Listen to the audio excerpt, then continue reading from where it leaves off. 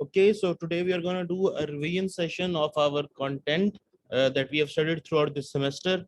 So chapter 1 से हम start कर लेते हैं क्योंकि ये आपके important chapters में से एक है because it's focusing on climate change and all the environmental changes that are happening around us. ठीक है, मैं बल्कि आप सबसे ये शेयर भी कर देता हूँ, screen share.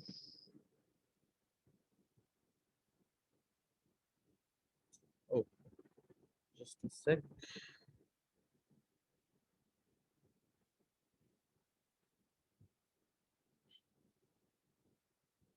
Yeah, right here. So I hope you can see my screen now.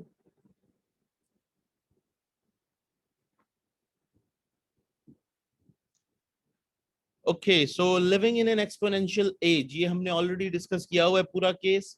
ये वाला जो चैप्टर है इसकी जरा विजिबिलिटी बहुत अच्छी नहीं है, so you can even read it from the other copy I have sent you. However, मैंने क्योंकि इसको यूज किया, मैंने इसलिए आपसे ये एग्जैक्ट शेयर कर दी है.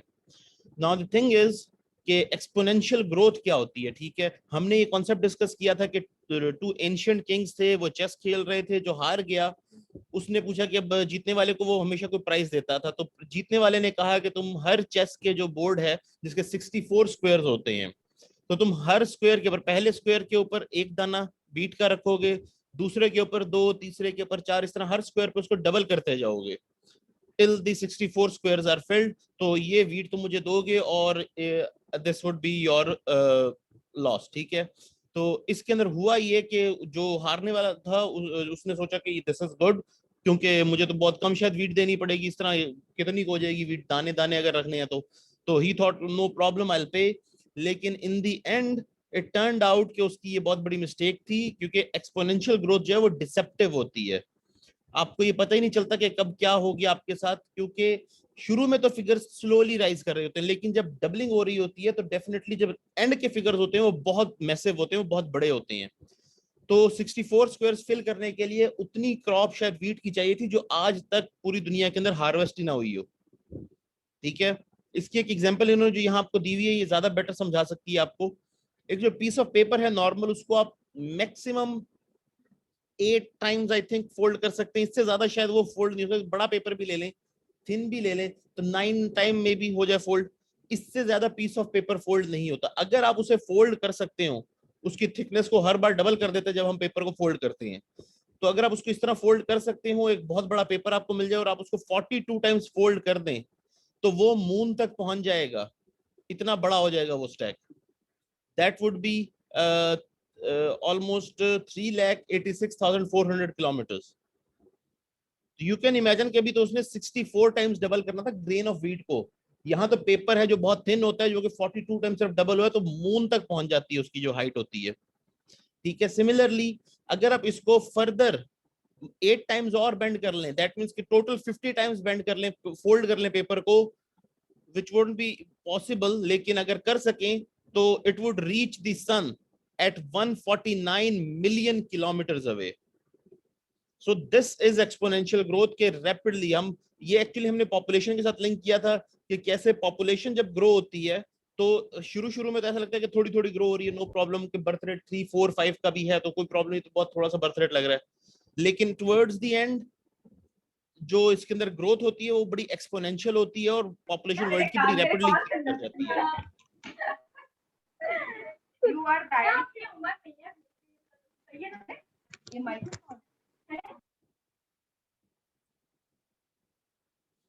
ओके, मूविंग फॉरवर्ड, अगर आप ये डायग्राम देख रहे हैं तो ये मैंने आप सबको दिखाई भी थी. यू कैन सी के 2.2 to 5 मिलियन ईयर्स अगो जब हंटिंग गैदरिंग होती थी 8,000 ईयर्स तक, बहुत कम पॉपुलेशन है ह्यूमंस की on earth. You can see billions of people यहाँ पर आ रहे हैं, इट्स वेरी लिटिल. और ये कंटिन्यू रहती है during the agricultural revolution as well. लेकिन towards the end of the agricultural revolution आप देखते हैं कि बर्थ क्योंकि इस टाइम के ऊपर तकरीबन जो मेडिसिन है उसके अंदर थोड़ी इंप्रूवमेंट आनी शुरू हो गई है, डेथ रेट थोड़ा सा कम हो रहा है, तो इस वजह से ये जो है बढ़ना शुरू होता है और राइस की तरफ जाता है. ह्यूमंस ने अपने ज्यादातर प्रेडेटर्स के ऊपर कब्जा कर लिया. इसकी एक मेजर रीजन ये भी है कि एग्रीकल्चर रेवोल्यूशन के बाद हमने टूल्स बनाने शुरू कर दिए, हम वेपन्स बना सकते थे और फिर हम ज्यादातर प्रेडिटर्स के अगेंस्ट भी सक्सेसफुल हो गए, इसलिए बर्थ रेट और ये सॉरी जो पॉपुलेशन ग्रोथ रेट है वो बढ़ गया। तो during the time of the Christ आप देख सकते हैं बीसी और एडी के बिल्कुल दरमियान का जो ये टाइम पीरियड है, उस टाइम के ऊपर पॉपुलेशन बढ़ते बढ़ते तकरीबन 500,000 के करीब पहुंचने वाली है। जब ये 500,000 पहुंचती है तकरीबन after the death of the Christ, around 1000 years after, 700-800 years after, तो प्लेग आ जाता है जिसे हम ब्लैक डेथ कहते हैं। उसकी वजह से पॉपुलेशन इतनी ज्यादा गिरती है, इतने ज्यादा लोगों की डेथ होती है कि ये बिल्कुल प्लमेट कर जाती है और फिर वहां से दोबारा राइज करना शुरू करती है, बिल्कुल बॉटम मिनिमल से। और इसके बाद का अगर आप राइज देखें, जो लास्ट तकरीबन 1000 सम 100 ईयर से स्टार्ट होता है और उसके बाद ये जाता है तकरीबन 1600 या 700 ईयर्स तक, या इस तरह से जब इंडस्ट्रियल रेवोल्यूशन आती है उससे पहले तक ये फिर भी कंट्रोल्ड राइज था, ये तकरीबन 0.7 बिलियन होगा। लेकिन इंडस्ट्रियल रेवोल्यूशन के बाद तो पैराडाइम ही शिफ्ट हो गए, क्योंकि पेनिसिलिन इन्वेंट हो गई, एंटीबायोटिक्स इन्वेंट हो गए, उसके अलावा सर्जिकल प्रोसीजर्स डेवलप हो गए, तो लाइफ एक्सपेक्टेंसी बढ़ गई और जो मॉर्टेलिटी रेट था वो कम हो गया, और इस वजह से पॉपुलेशन ग्रोथ जो है वो शूट अप कर जाती है। एंड यू कैन सी कि just during the start of this industrial revolution, और ये अभी जो कंटिन्यू रहेगा, तो यू कैन सी कि 2000 ईयर तक रफली जो वर्ल्ड पॉपुलेशन थी वो अराउंड 5 बिलियन प्लस हो चुकी थी। 2013 में I think it was at 7 billion, और एक्सपेक्टेड है कि ये इससे भी बहुत ज्यादा बढ़ जाएगी।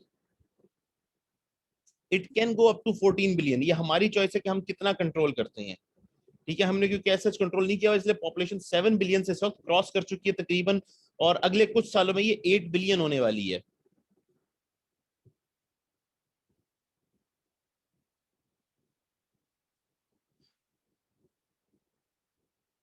Now the role of these different groups, के ये जो डिफरेंट एनवायरमेंटल ग्रुप्स है, सबसे पहली चीज तो हम ये डिस्कस कर लें कि एनवायरमेंट है क्या।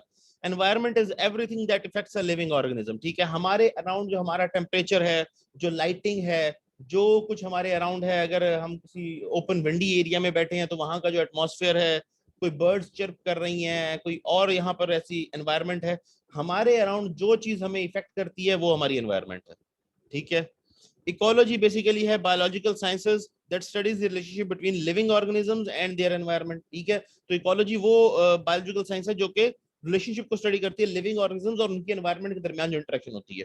तो कोई भी लिविंग ऑर्गेनिज्म होगा, उसकी जो एनवायरनमेंट होगी वो उसकी उसके अराउंड की जो सराउंडिंग होगी वो उसकी एनवायरनमेंट होगी, और कैसे वो उसके साथ इंटरेक्ट करता है वो उसकी इकोलॉजी होती है। इस तरह फिर इकोलॉजिस्ट हैं कि इकोलॉजिस्ट होते हैं biological scientist that study relationship between living organisms and their environment. इसी तरह से एनवायरमेंटल साइंटिस्ट हैं who use scientific information and concepts to understand how the earth works, learn how humans interact with the earth and develop solutions to environmental problems.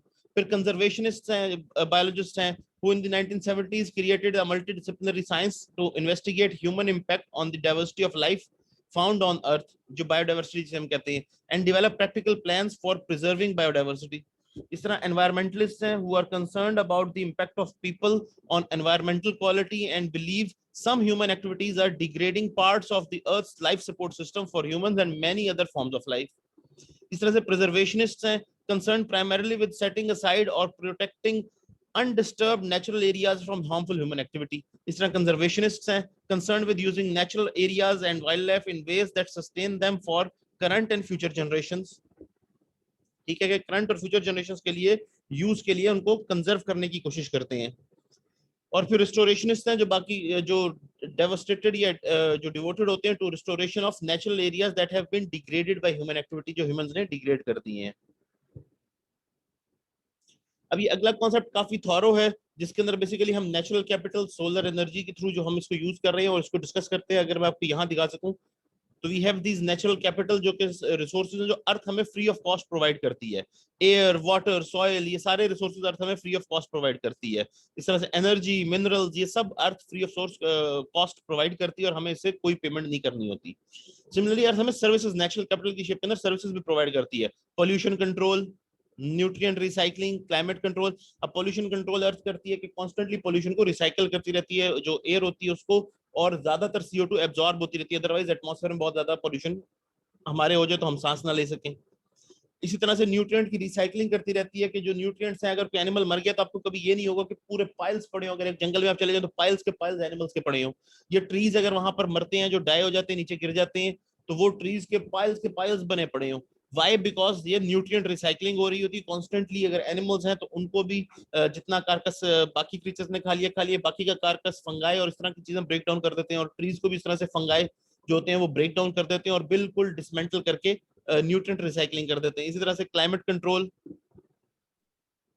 ठीक है, कि climate को भी control करें। फिर पोल्यूशन कंट्रोल, कि वो पोल्यूशन को कंट्रोल कर रहे हैं। उसके अलावा वेस्ट ट्रीटमेंट, कि जो भी वेस्ट प्रोड्यूस होती है उसको कॉन्स्टेंटली ट्रीट किया जा रहा होता है और नेचर उसको क्लीन करता जाता है। आपने कभी ये नहीं देखा होगा कि बहुत ज्यादा वेस्ट रिवर्स में एक्यूमुलेट हो गई हो या फिर लैंड के ऊपर एक्यूमुलेट हो गई हो, जंगल के अंदर।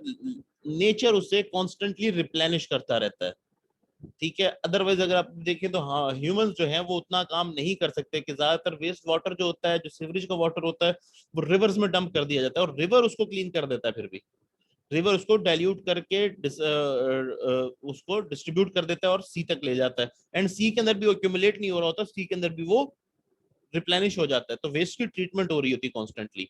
फिर बायोडाइवर्सिटी है, डिफरेंट टाइप्स ऑफ एनिमल्स और प्लांट्स जो हैं उनसे हमें बहुत सारे बेनिफिट्स मिलते हैं। फॉर एग्जांपल अगर हम एक ही एनिमल ले लें, दी हनी बी, तो अगर ये खत्म हो जाए तो साइंटिस्ट का कहना है कि with in 10 to 11 days human population जो है वो सीज टू एग्जिस्ट कर जाएगी। क्यों? क्योंकि हनी बीज जो हैं वो सबसे इंपॉर्टेंट पॉलिनेटर्स हैं। ये पॉलिनेशन करते हैं तो ही हमारे फ्रूट्स और वेजिटेबल्स और क्रॉप्स उगते हैं। अगर ये पॉलिनेशन ना करें तो ह्यूमंस की जो रेस है वो अर्थ से खत्म हो जाएगी। सिर्फ इतनी इंपॉर्टेंट है एक स्पीशीज। तो अब देखते हैं बहुत सारी और स्पीशीज हैं जो इसके अंदर हमारी पूरे सिस्टम में हमारी हेल्प करते हैं। और पेस्ट और डिजीज कंट्रोल भी नेचर खुद ही करता है, क्योंकि अब अगर आपके सामने कोविड भी है तो इसके पर हम कुछ नहीं कर सके अभी तक। नेचर ही कंट्रोल करेगा और हम उसी के आश्रय के पर हैं अभी, ठीक है। तो ये सारा हमारा नेचुरल कैपिटल है जो हमें नेचर प्रोवाइड करता है, रिसोर्सेज और सर्विसेज। और इसके अलावा जो एक चीज हमें अर्थ प्रोवाइड करे वो है हमारी सोलर एनर्जी। अब हमारा जो काम है वो है कि इनको सस्टेनेबली यूज करें, अदरवाइज ये हम फ्यूचर जनरेशंस के लिए अवेलेबल नहीं होंगे, ठीक है। तो इसको हम कहते हैं living sustainably, means living off natural income replenished by the soil, plants, air and water, and not depleting the earth's natural capital that supplies this income. अब इसकी एक अच्छी एग्जांपल है कि किस तरह हम सस्टेनेबली लिव कर सकते हैं या सस्टेनेबिलिटी किस तरह होगी। कि imagine you inherit $1 million, invest this capital at 10% interest per year and you will have a sustainable annual income of 1 lakh. अब आपके पास 1 मिलियन डॉलर आए, आपने इसको इन्वेस्ट कर दिया किसी बैंक के अंदर और अब आपको 10% इंटरेस्ट इसके ऊपर एनुअली मिलना है। दैट मीन्स कि $1 लाख आपको एनुअल मिला करेगा। अब अगर तो आप ये $1 लाख एनुअली इस्तेमाल करते रहेंगे तो आप इनडेफिनेटली हजारों सालों तक इस्तेमाल कर सकते हैं अगर इंटरेस्ट रेट सेम रहेगा, ठीक है। लेकिन अगर आप क्या करें कि आप इसकी जगह 1 लाख की जगह $2 लाख एनुअली स्पेंड करना शुरू कर दें।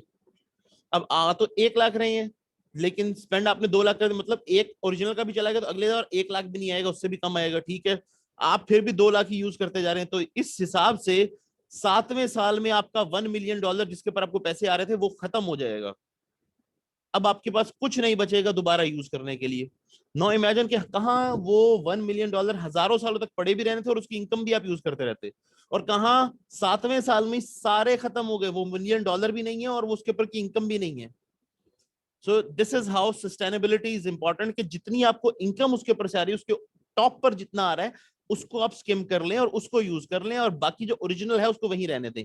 यही हम कह रहे हैं लिविंग सस्टेनेबली के अंदर, कि नेचुरल कैपिटल जो है उसको नेचुरल जो इनकम है उसके ऊपर हम सस्टेन करें, जो एक्स्ट्रा हमें उसके ऊपर से सर्विसेज मिलती हैं, और नेचुरल रिसोर्सेज को डिप्लीट ना करें। पॉपुलेशन ग्रोथ बहुत रैपिडली हो रही है वर्ल्ड के अंदर। यू कैन सी के जो एस्टिमेट्स थी वो बहुत जो शॉकिंग किस्म की हैं कि for example at the annual rate of exponential growth it takes about 3 days to add 651,000 Americans killed in the battle in all US wars. 6.5 lakh American की डेथ हुई है तमाम यूएस वॉर्स के अंदर 3 दिन के अंदर। आज के एक्सपोनेंशियल ग्रोथ के बर्थ रेट के ऊपर ये पॉपुलेशन ऐड हो जाती है 3 दिन के अंदर दुनिया की पॉपुलेशन में। Similarly, it takes 1.5 years to add the 129 million people killed in all wars fought in the past 200 years, जिसके अंदर वर्ल्ड वॉर 1 और वर्ल्ड वॉर 2 इंक्लूडेड है, जिसके अंदर बहुत मैसिव लेवल के ऊपर लोगों की डेथ हुई थी। तो सिर्फ 1.5 साल के अंदर ये तमाम लोग जो पिछले 2 सालों की जंगों में मारे गए हैं, वो तमाम दोबारा से रिप्लेनिश हो जाते हैं अर्थ के ऊपर, इतनी रैपिड पॉपुलेशन ग्रोथ है। And it takes 3.7 years to add 291 million people the population of the United States in 2003। 2003 में यूनाइटेड स्टेट्स की पॉपुलेशन 291 मिलियन थी। इतने लोग दुनिया के अंदर तकरीबन 4 सालों में ऐड हो जाते हैं।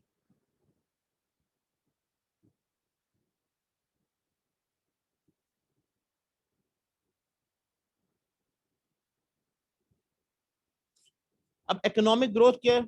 हर कंट्री जो होती है वो कहती है इकोनॉमिक ग्रोथ हमें चाहिए। अब इकोनॉमिक ग्रोथ क्या है? Basically an increase in the capacity to provide people with goods and services. ठीक है, एक इकोनॉमी की, एक कंट्री की जो कैपेसिटी है उनके लोगों को गुड्स और सर्विसेज प्रोवाइड करने की, उसके अंदर कोई इंक्रीज आ जाता है, उसको हम कहते हैं इकोनॉमिक ग्रोथ। ठीक है, increase in their capacity to provide people with goods and services.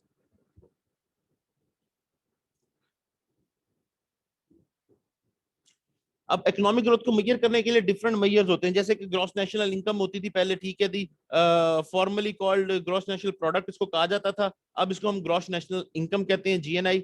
The market, this is the market value in current dollars of all goods and services produced within and outside a country during a year, plus net income earned abroad by a country citizens. तो जो कुछ उस country के लोगों ने उस country के अंदर प्रोड्यूस किया है या उसके बाहर प्रोड्यूस किया है, और उसके लोगों ने जो बाहर के मुल्कों में काम करके अर्न किया है, वो सब मिलाकर जीएनआई बन जाती है। ये ग्रॉस नेशनल इनकम होती है। और एक चीज होती है जिसे हम कहते हैं gross national income purchasing power parity, GNI PPP. Basically this is the market value of a countries GNI in terms of the goods and services it would buy in the United states. क्योंकि हर country का standard different होता है।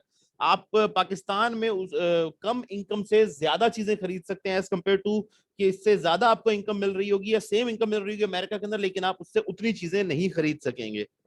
तो that means the purchasing power parity is different. तो उसको वापस match किया जाता है पीपीपी के साथ, परचेजिंग पावर पैरिटी, यूएस के अंदर कितनी चीजें वो खरीद सकता है। फिर आ जाती है इसके अंदर एक और मेजर जिसे हम कहते हैं gross domestic product, GDP. Basically market value of all current dollars in value है in current dollars of all the goods and services produce within a country during a year. अब ये country के borders के अंदर जो कुछ produce हुआ है उसको हम ग्रॉस डोमेस्टिक प्रोडक्ट कहते हैं, जीडीपी। चाहे उसके कंट्री के अपने लोगों ने किया हो या बाहर के लोगों ने आके किया हो, ये जीडीपी होती है कि उस कंट्री के बॉर्डर के अंदर अंदर क्या क्या प्रोड्यूस हुआ एक साल के अंदर इन डॉलर टर्म्स।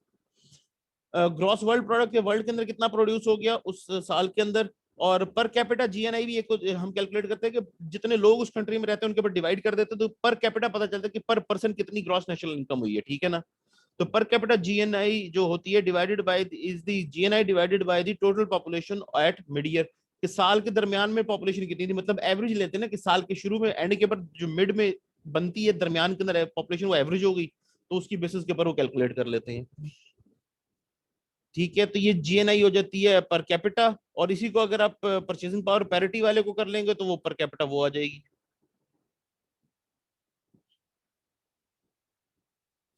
अब इकोनॉमिक डेवलपमेंट है क्या? कुछ कंट्रीज हैं जिनके पास बहुत ज्यादा इकोनॉमिक डेवलपमेंट हुई है, लिविंग स्टैंडर्ड जो उनके लोगों के बहुत ज्यादा हाई हैं। ठीक है, बाय इकोनॉमिक ग्रोथ के, जो इकोनॉमिक ग्रोथ की वजह से उनके जो लोग हैं उनके लिविंग स्टैंडर्ड्स बहुत हाई हैं, जैसे कि डेवलप्ड कंट्रीज हैं। फिर आ जाती हैं कि डेवलपिंग कंट्रीज। ठीक है, कि जहां पर बहुत कम है जो। अब मजे की बात यह है कि जो डेवलपिंग कंट्रीज है यहाँ पर पॉपुलेशन सबसे ज्यादा है, लेकिन यहाँ पर कैपिटा जो इनकम है, जो इनकी इकोनॉमिक डेवलपमेंट है, वो कम है। जबकि डेवलप कंट्रीज में पॉपुलेशन कम है लेकिन उनकी पर कैपिटा जो उनके पास स्टैंडर्ड ऑफ लिविंग है वो बहुत अच्छे हैं, उनके जो स्टैंडर्ड ऑफ लिविंग है। अब डेवलप्ड कंट्रीज का एग्जांपल है USA, Canada, Japan, Australia, New Zealand, और ये सारी यूरोप की कंट्रीज आ गई। ठीक है, और इन सब के अंदर अगेन ये अब जिसके फैक्ट्स हैं, these are very astonishing. These countries with 19% of the world's population, ये सिर्फ 19% है वर्ल्ड पॉपुलेशन का, have about 85% of the world's wealth and income। लेकिन ये दुनिया की 85% वेल्थ और इनकम को ओन करते हैं। And they use about 88% of its natural resources, और उसके नेचुरल रिसोर्सेज का 88% यूज करते हैं। And generate about 75% of its wealth and waste. तो उसकी वेल्थ और वेस्ट का 75% ये प्रोड्यूस करते हैं।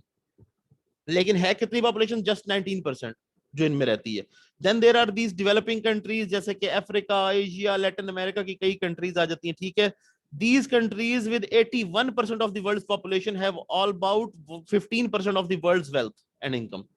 81% ये वर्ल्ड की पॉपुलेशन है जिसके पास सिर्फ दुनिया की 15% वेल्थ और इनकम है. And they use about 12% of its natural resources. इससे ज्यादा नेचुरल रिसोर्सेज वो यूज नहीं कर रहे इसके. And they generate about 25% of its wealth and waste.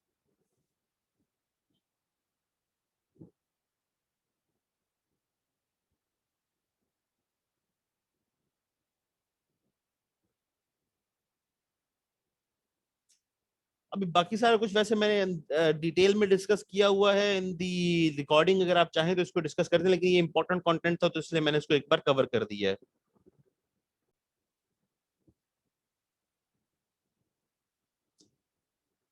तो इसके अंदर जो चीज जैसे कि अब ये मैंने आपको बता दी, तो अब इसमें ही ये जो सबसे बड़ा प्रॉब्लम क्रिएट होता है इसके साथ, वो सबसे बड़ा प्रॉब्लम ये क्रिएट हो जाता है कि कौन क्लाइमेट चेंज की कॉस्ट पे करेगा.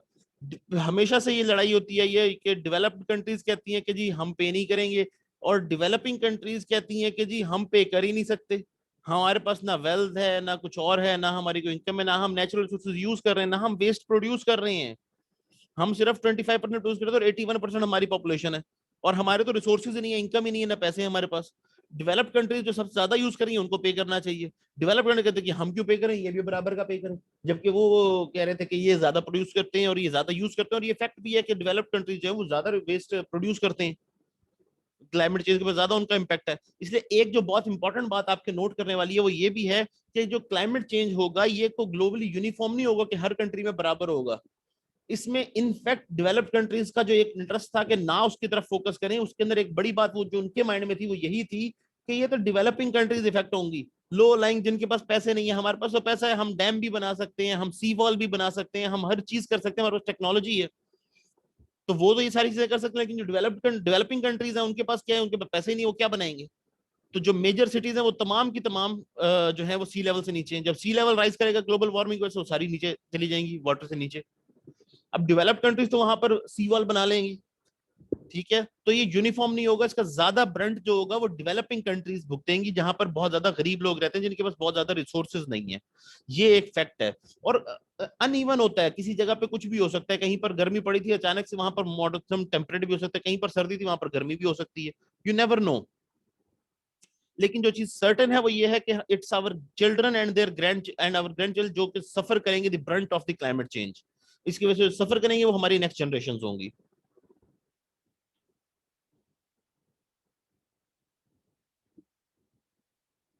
तो अब बेसिक इशू सबसे बड़ा इसमें यही आता है कि जो आपकी डेवलप्ड कंट्रीज हैं ये तो गैस एमिशंस प्रोड्यूस करती रहती हैं, बहुत ज्यादा रिसोर्सेज यूज करती है, बिजली यूज करती है, क्योंकि हर चीज बिजली पे चल रही है. अब एक बच्चा जो अमेरिका में पैदा होता है वो अपने पहले साल में उतने एमिशंस प्रोड्यूस कर देता है, उतने रिसोर्सेज यूज कर लेता है जो एक बंदा नाइजीरिया के अंदर अपनी पूरी लाइफ टाइम के अंदर यूज करेगा.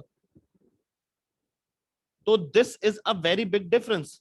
तो इस वजह से लेकिन जो प्रॉब्लम है कि एमिशंस वो प्रोड्यूस कर रहे हैं, लेकिन जो क्लाइमेट चेंज का जो इम्पैक्ट होगा वो सबसे ज्यादा उसका ब्रंट जो है वो बेयर करेंगी डेवलपिंग कंट्रीज, क्योंकि उनकी हेल्थ इफेक्ट होगी साथ साथ.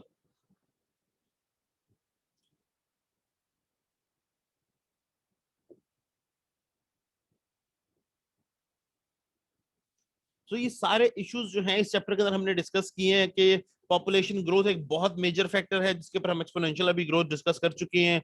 और फिर ये जो हम रिसोर्सेज का वेस्टफुल यूज कर रहे हैं, जैसे कि ये डेवलप्ड कंट्रीज जो कई चीजें वेस्ट कर देते हैं. इसकी एक बड़ी कॉमन चीज है कि बहुत सारी चीजों की एक्सपायरी डेट अगर आ गई है या आने वाली है या फ्रिज में पड़ी पड़ी एक्सपायर होगी तो वो फेंक देंगे, या होने वाली है तो उसको फेंक दिया जाएगा. इस तरह से कोई क्रॉप है वो ज्यादा प्रोड्यूस हो गई है अब दुनिया में. अब वो अगर वो मार्केट में सेल करने लेकर जाएंगे तो उसकी वजह से इशू ये क्रिएट हो जाएगा कि मार्केट के अंदर इंटरनेशनली प्राइस कम हो जाएगी. तो रादर देन सेलिंग दिस वो उसको डिस्ट्रॉय कर देते हैं, कि इसको डिस्ट्रॉय कर दिया जाए ताकि मार्केट में प्राइस मेंटेन रहे. और अगेन ग्लोबल क्लाइमेट चेंज इसी सारी जो हमारी इश्यूज हैं इनकी वजह से इफेक्ट हो रहा है. जो वेस्टफुल रिसोर्स का यूज है, जो हम पोल्यूशन क्रिएट कर रहे हैं, जो हम पॉपुलेशन ग्रोथ हो रही है, तो इसकी वजह से ग्लोबल क्लाइमेट चेंज भी हो रहा है.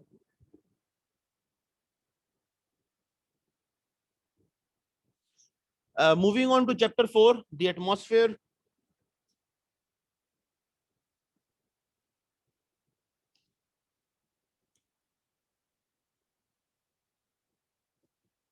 एक मिनट मैं इसको ओपन कर लूं. अच्छा, ये लेक्चर अभी थोड़ी देर में एंड हो जाएगा, तो हम इसके लिए दोबारा इसको कंटिन्यू करेंगे। मैं आपको लिंक दोबारा शेयर कर दूंगा। Right here 72।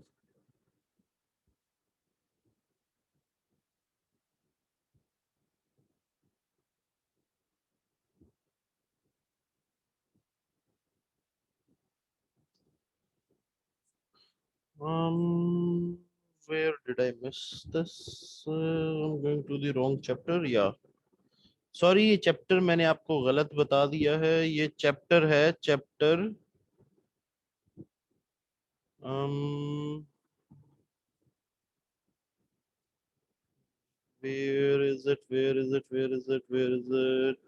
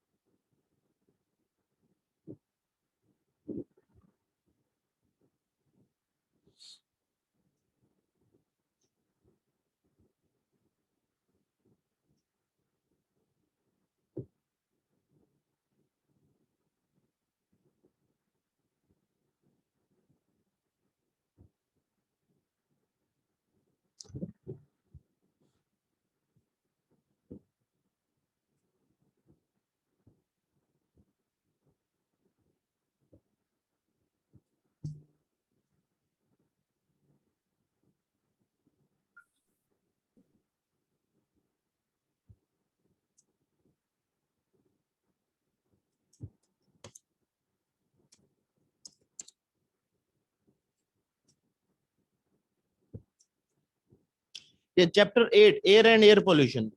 सॉरी, ये मैंने आप सबको जो आई थिंक नोट करके भी दिया है, उसके अंदर मैंने गलती से इसको चैप्टर 4 लिख दिया है। This is chapter 8, air and air pollution.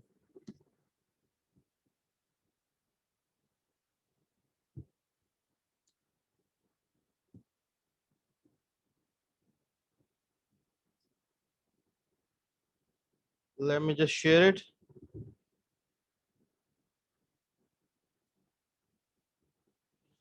So here you can see air and air pollution. अब इस चैप्टर के अंदर हमने बहुत ज्यादा कंटेंट इस वक्त जो है, ये हमारा जो है मेजर इसके अंदर जो हमने चीजें इंपॉर्टेंट स्टडी करनी है, मैं उनको एक बार डिस्कस कर लेता हूँ थॉरोली।